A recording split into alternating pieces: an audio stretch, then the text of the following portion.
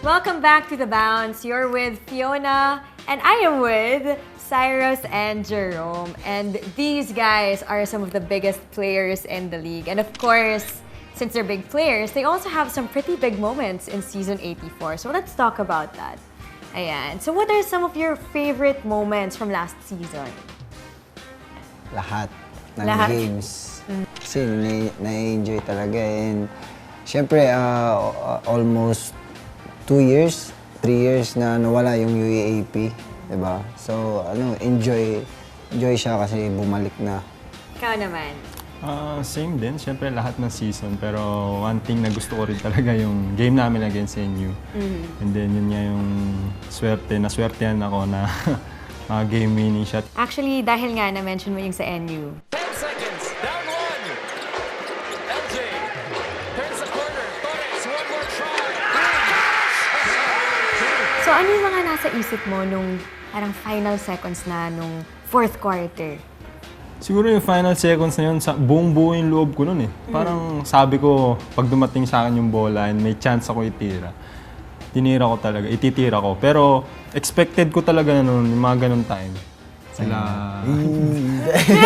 kumbaga kung ibibigay mo yung bola. Sa kanya talaga babagsak yung bola. Kung ibibigay yung mga bola, dapat ano ka, Jerome Lastimos, Ay, bumawi.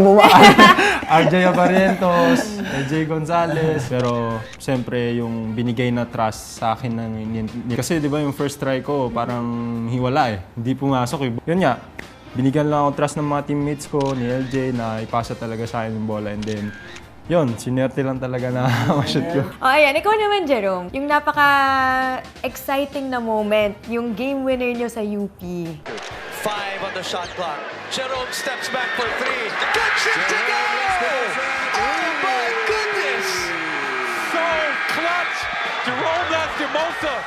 So ano yung nasa isip mo bago mo gawin yung shot na yun? Actually, hindi talaga ako ginagamit ng game na yun kasi nga foul trouble ako eh, the first half. So before na mangyari yung nangyari talaga, sinabihan ako ni Coach Lau na it's winning time. So pumasok sa isip ko na yung mga dumadaan sa laro namin nung first round.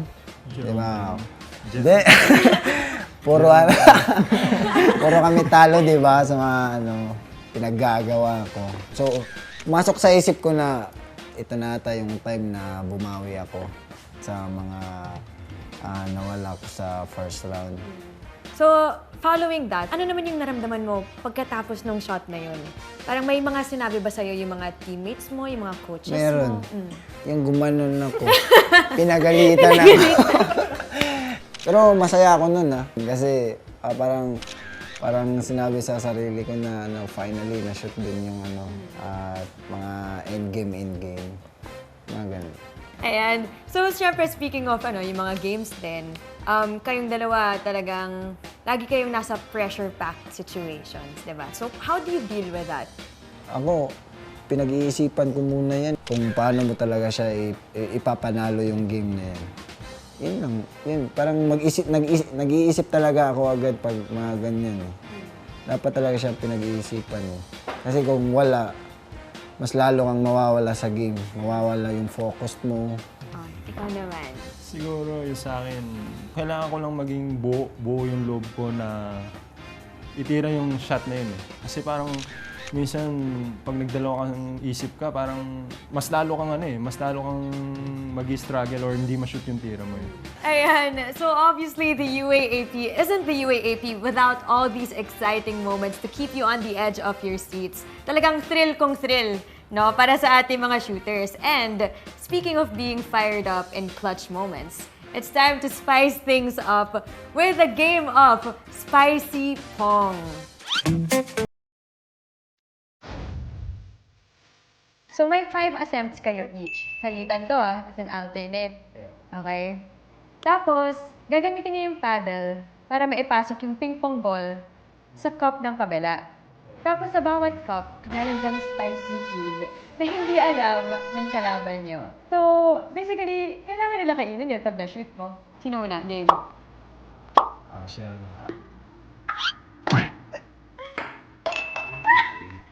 Spicy chips. Okay. Okay lang. Lahat ba yan? Oo, lahat. Oo. Bibigay ka na ba? Namumula na siya. Cyrus, kamusta ka naman ngayon? Siyempre, hindi okay. Bawing-bawing na ako eh. Gusto ko yung wasabi yung mabibigay ko sa kanya. Pero mandahanda ka na.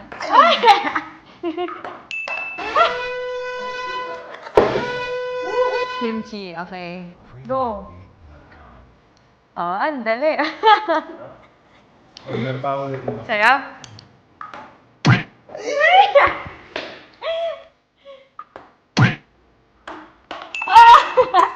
Yeah.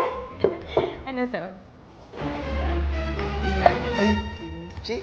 Oh, kimchi. Sige, ito na. Finally!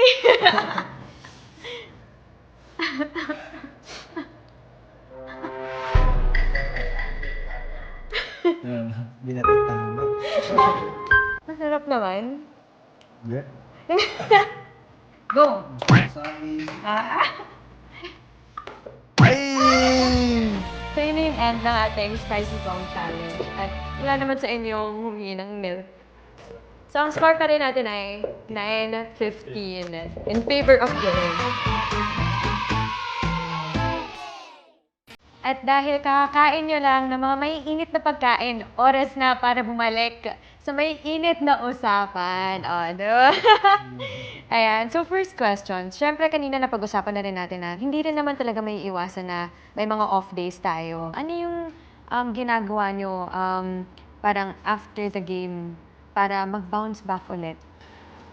Ako, pag bad games ako sa isang game, tapos hindi maalis-alis sa isip ko, ang ginagawa ko, nanonood ako ng Netflix. Yun. Yun, tsaka pinapanood ko yung mga love story. Ako siguro, una ang gagawin ko, siyempre, re-recall ko muna yung mga tama at mali kong ginawa nung game. And then, yun din, food trip. Siguro mas nadadalian din kayong mag-move on kasi kasama nyo at least yung mga teammates nyo, yung mga coaches nyo. Paano nyo naman dinevelop yung chemistry nyo ng teammates nyo sa loob ng bubble? Sa amin, para lang mabuo yung chemistry namin as a team, palagi kaming sabay-sabay kumain dun sa alfresco area. Ayun, and then after kain, usap-usap konti. May one time nga, nag-open up kami. Doon namin kinukuha yung namin, chemistry para mabuo lang talaga. Sa akin siguro, feel ko, isa lang yung coach namin eh. Kasi ganun din talaga si Coach O na yung mga coaches namin na gusto nila sabay-sabay kumakain. Pag kumakain, walang magdadala ng phone. And then siguro, dapat hindi lang kami buo sa labas ng court. Sa loob din eh. Dapat sa loob ng court, ma-apply mo yung chemistry nyo. Ayan. So, dahil nasa topic na rin tayo, pag-usapan naman natin yung ongoing rivalry, kumbaga, ng FEU tsaka ng Adamson. Kanina niyo pa nga sinasabi na magkapatid pa yung coaches niyo. So, ano masasabi niyo dito? Ano yung napipilan niyo? Or parang healthy competition ba siya? Ganon. Sa akin na lang, no hate, just love. Eh? Kasi alam naman namin na magkapatid talaga yung coaches namin eh. Pero pagdating sa court naman, walang kapatid-kapatid to. Kasi laro to eh. Pero sa pagdating naman sa labas, doon na yung yun lang. I-enjoy lang namin na sa upcoming games namin sa UAAP. Kwento na nga nila na kung ano pwede natin i-expect sa Season 85. At dahil dyan, mamaya, mas pag-uusapan pa natin ang future ng shooters na ito. So, lahat naman siguro ng player gusto champion kayo eh. Yun talaga yung gusto ko na before makagraduate or ano man, at least meron kaming trophy na may uuwi sa Moraita. Yan. Kami sa Ermita. Oh. 1, 2, 3. Tayo'y mag-8-8.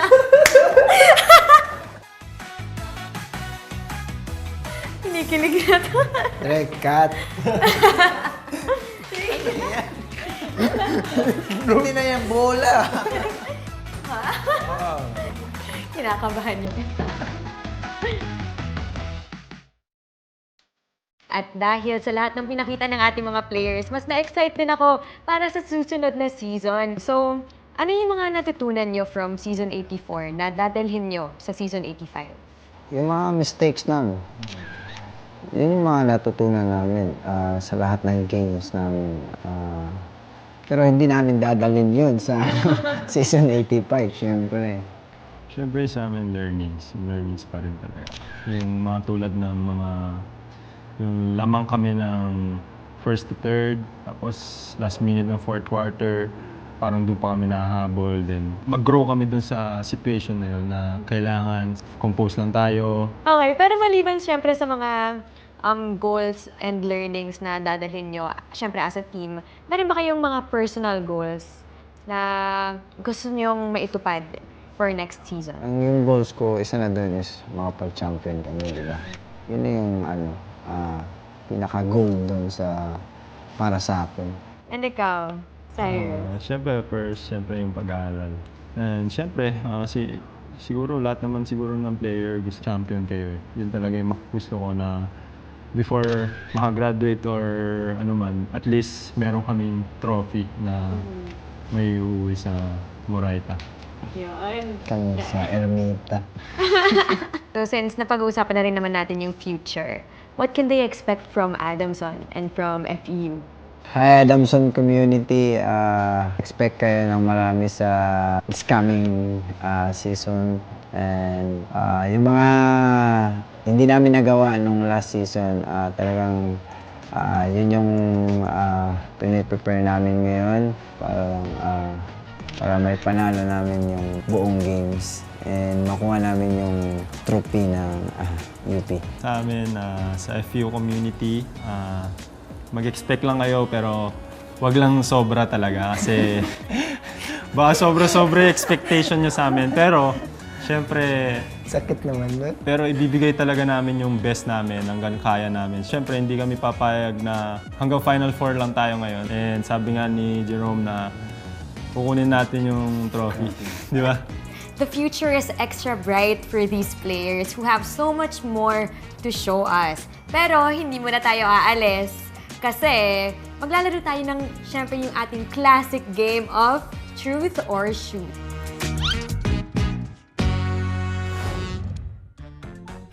And so, very simple lang yung rules. Kukuha lang kayo ng 5 bola dito sa box, pero hindi nyo pwedeng tignan kung ano yung i-shoot nyo. Tapos may 5 attempts kayo each. And then, yung number of shots that you don't make will also be the number of truths or dares that you have to do. Okay ba? Yup, okay. Okay. Malikod ka. Okay, go. So ba, ito ba? Yes. Go. Okay, 1. Okay. Ito, 2. Ayun! Ay! Nako. 3 out of 4. Okay. 3. Hindi na yung bola! Okay, Cyrus with 3 out of 5. Jerome, matatalo mo ba to? Tingnan natin. Dito ka nakuha. Hindi naman bola ito. Okay. 3, 2, 1. Okay, 1. Ha?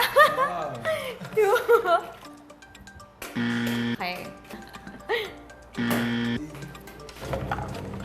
Okay, last. Wow! 3 out of 5! Both. Ayan, so kakatapos lang natin ng shooting portion of Truth or Shoot. And the score is 3-all. So, parehas kayo gagawa ng 2 truths or dares. Tapos si Cyrus may extra 1 truth or dare. Kasi lamang si Jerome. Okay. Actually, si Jerome muna. Kasi 2 lang yung sa kanya eh. Okay.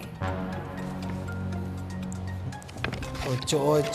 1, 2, 3. Tayo'y mag-8-8. Patingin. O, ito pa. 8-8. If Oh, not if not basketball, basketball, what would be your sports now? Oh. Siguro track and field. So, track and field. Oh. Cyrus naman. Play you are most afraid to play against. Jerome Lastimosa. Kinikilig na to. Direct cut. Okay, next. Oh, dalawa na lang. Let the other post your FBIG story. Selfie lang na. Ayan. Oh, ipapost natin yan. Oh, one last one. Okay. So, ano yung worst na sinabi ng tao sa'yo na either hindi totoo or basta parang meanest comment na sinabi about you or nakita mo about you? Hanggang doon lang ako. Parang, kumbaga yung kakayanan ko, inaano nila. Like, ginajudge nila yung kakayanan ko. Parang ganun. So, yun. So, mali talaga sila. No. Let the game speak na lang. Ayoko. Okay. Let the game speak for itself. Sabi niya. Humble lang tayo. So be it igniting the fire for the green and gold or soaring even higher for the white and blue, these shooters are ready to keep fighting with grit and power to show us a new brand of basketball for UAAP Season 85. This has been The Bounce with Fiona Macani, Cyrus Torres, and Jerome Lastimosa. So, tara bounce? Tara!